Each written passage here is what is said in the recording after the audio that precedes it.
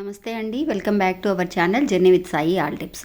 రోజు కూడా అండి మన ఛానల్లో మన వారాహి అమ్మవారి గురించి తెలుసుకుంటూ ఉన్నాము, ఎన్నో పరిహారాలు చేస్తూ ఉన్నామండి. ఈ రోజు చూడబోయే వీడియో ఏంటి అని అంటే అండి, ఈరోజు అమావాస్య అండి. అమావాస్య గురువారం నాడు మనకి కలిసి వచ్చిందనమాట.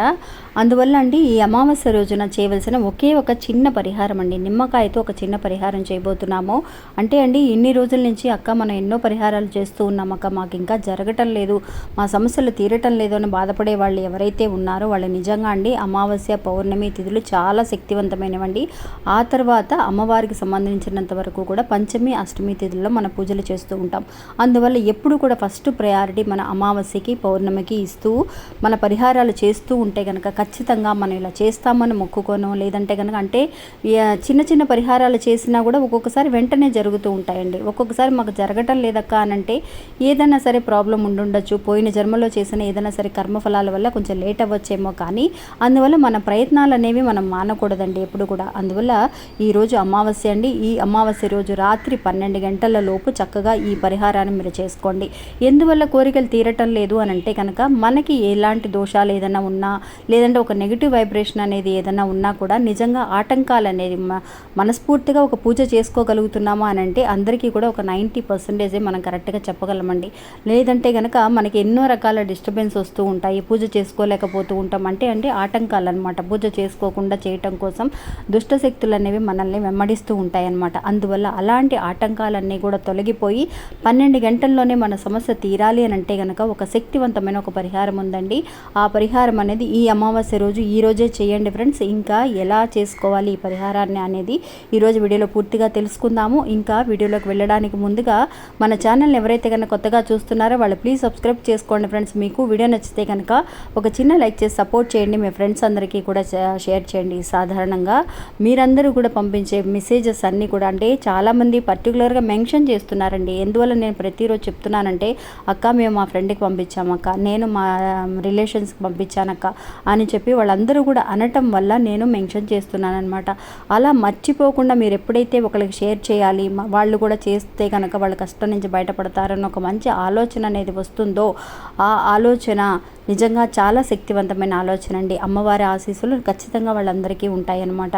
ఇంకా ఈరోజు వీడియోలోకి వెళ్ళడానికి ముందుగా మనకు తెలిసిన గురువు గారు ఒక ఆయన ఉన్నారండి. ఈ గురువుగారు చెప్పింది చెప్పినట్టుగా జరుగుతుందండి. మా సమస్యలు కూడా ఎన్నో పరిష్కరించుకున్నాము. మీరు కూడా సమస్యలు ఉంటేనే ఈ గురువుగారికి కాల్ చేసి సమస్యల్లో ఉన్నాము స్వామి, పరిష్కారం చెప్పండి దయచేసి అని చెప్పి గురువుగారిని మీరు ఒకసారి కాంటాక్ట్ అవ్వగలరు. ఎటువంటి సమస్యనైనా సరే ఖచ్చితంగా పరిష్కారం చేస్తారు. అంతేకాకుండా స్త్రీ పురుష వశీకరణ ప్రత్యేకంగా చేస్తారు. నమ్మకంతో ఈ గురువుగారికి ఒకసారి కాల్ చేయండి. ఆయన పేరు కోయరాజు సుబ్రహ్మణ్యం రాజు గారు. ఆయన ఫోన్ నెంబర్ అండి 6303087995. ఇంకా ఈరోజు పరిహారంలోకి వెళదామండి. ఈరోజు రాత్రిలోపు 12 గంటల లోపు ఈ పరిహారం చేసుకోండి ఫ్రెండ్స్. ఇంకా ఈ పరిహారానికి కావాల్సిన వస్తువులు ఏంటి అని అంటే ఒక నిమ్మకాయ ఉంటే చాలండి. నిజంగా అమావాస్య రోజు ఒక నిమ్మకాయతో చేసే పరిహారం అనేది చాలా వరకు కూడా ప్రయోజనాన్ని ఇస్తుందండి. 100కి 200% మనకి రిజల్ట్ కనిపిస్తుందని చెప్పవచ్చు. అందువల్ల ఒక చిన్న నిమ్మకాయ తీసుకోండి, అది కూడా పసుపు రంగులో ఉన్న నిమ్మకాయని తెచ్చుకోండి ఫ్రెండ్స్. మీరు రాత్రిలోపు ఒక పసుపు కలర్ నిమ్మకాయని తెచ్చుకోండి. లేదక్క మా దగ్గర ఇప్పుడు బయటకు వెళ్ళడానికి కుదరతాను, లేదంటే కనుక వీలు కాలేదనుకోండి, అలాంటి వాళ్ళు కనీసం మీ దగ్గర ఒక గ్రీన్ కలర్లో నిమ్మకాయ ఉన్నా సరే మీరు ఇలా చేయొచ్చు. అలా నిమ్మకాయ లేదక్క మాకు, మేము ఇంకేం చేయాలి అని అనుకున్న వాళ్ళందరికీ కూడా నేను చివరిలో ఇంకొక అవకాశాన్ని కూడా ఇంకొక పరిహారాన్ని కూడా చెబుతానండి. ఇంకా వీడియోని పూర్తిగా చూడండి ఫ్రెండ్స్. ఇంకా ఈ పరిహారం అనేది ఎందుకోసం మనం చేస్తున్నాము అని అంటే కనుక నిజంగా అండి ఒక డబ్బు పరంగా కానీ లేదంటే కనుక ఏదైనా సరే ఒక సమస్యలు అనేవి మనకి మార్చి మళ్ళీ వస్తూనే ఉన్నాయి, ఒకటి తర్వాత ఒకటి వస్తూనే ఉన్నాయి అని అంటే కనుక అది నిజంగా దిష్టి దోషం వల్లేనండి.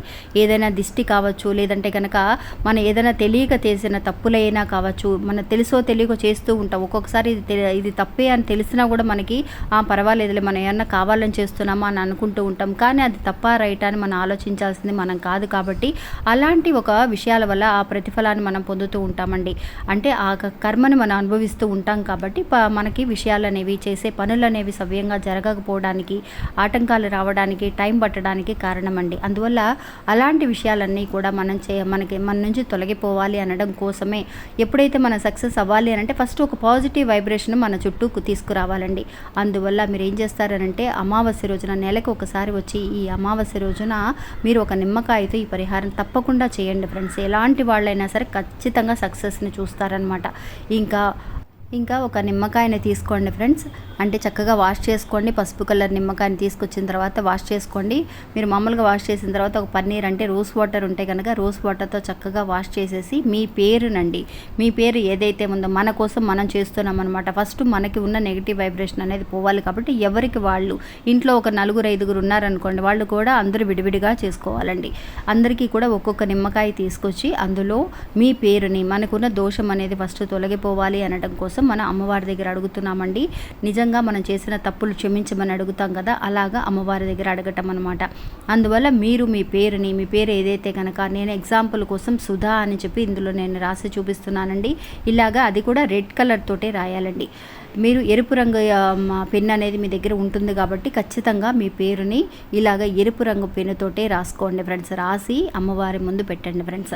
మీరు వేరే వాళ్ళ కోసం చేయొచ్చాక, వేరే వాళ్ళు ఫారెన్లో ఉన్నారక్క, వాళ్ళకి అక్కడ నిమ్మకాయలు అవి దొరకవు, కష్టం అని అనుకున్నప్పుడు మీ పిల్లలు చాలా దూరాల్లో ఉంటారు కదా, అలాంటి వాళ్ళ కోసమైనా సరే మీరు చేయొచ్చు.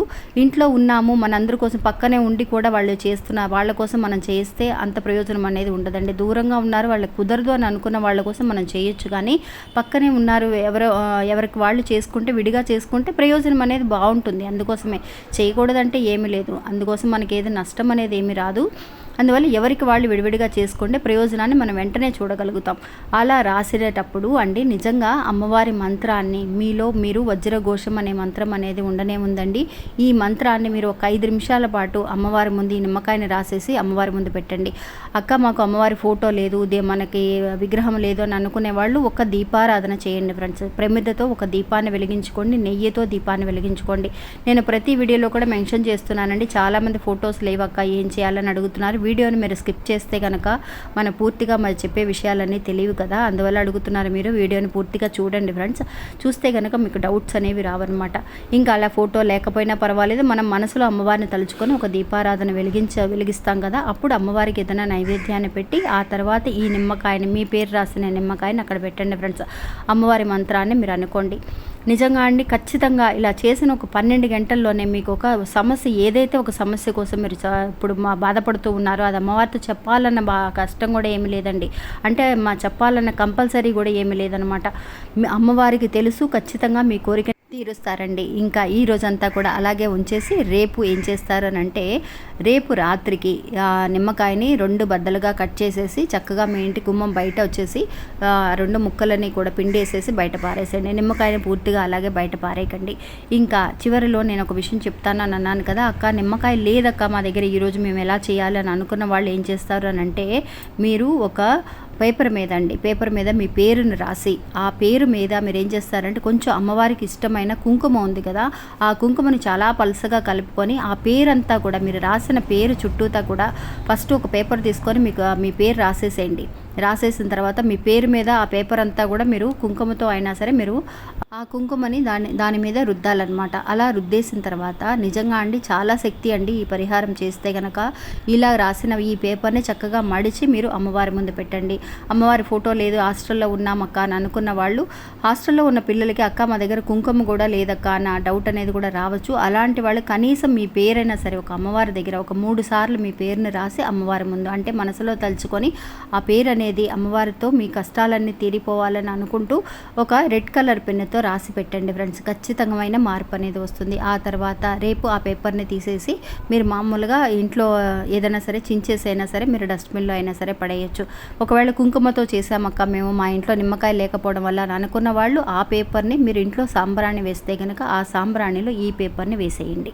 ఇంకా ఇది ఫ్రెండ్స్ ఈరోజు మన వీడియో. ఈ వీడియో కూడా మీ అందరికీ ఎంతో ఉపయోగపడుతుందని అనుకుంటున్నాను. నచ్చితే కనుక ఒక చిన్న లైక్ చేసి సపోర్ట్ చేయండి. మీ ఫ్రెండ్స్ అందరికి కూడా షేర్ చేయండి. మళ్ళీ ఇంకొక వీడియోలో మళ్ళీ కలుస్తాను. అంతవరకు సెలవు. నమస్తే. జై వరా.